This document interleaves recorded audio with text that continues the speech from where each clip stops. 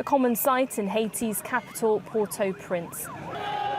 Protesters angry at the political, economic and health crisis gripping their nation.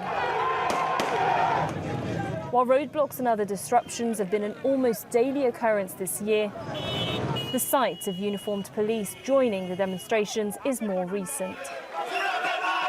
Masked to hide their identity, they stormed several police stations on Wednesday, setting one of them on fire and releasing 4 colleagues from police cells. They'd been accused of an alleged coup attempt against President Jovenel Moïse last month, a claim they deny. We've been suffering for a long time. We took our destiny, and we're telling the Haitian people that they are free, today or never.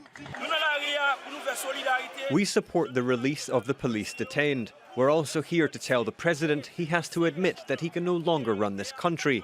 According to the Article 134(2), his mandate is finished.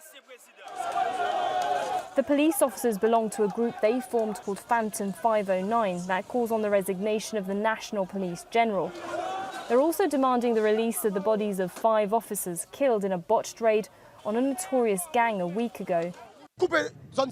We're blocking all the roads, we're dropping our weapons, and we're not going to work at the police stations, so we send a clear message to the Director of Police and the Prime Minister to go and get the bodies of the killed officers. Haiti is the poorest country in the Americas.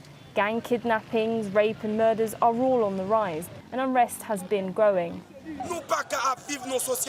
We cannot live in a society where violence is wreaking havoc, and they're using this violence as a method against us.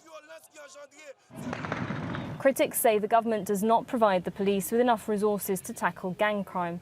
The opposition coalition, Democratic and Populist Sector, has accused President Moïse of colluding with G9, a powerful gang alliance formed last year by a former police officer to keep certain areas of the capital under control, an accusation the president denies.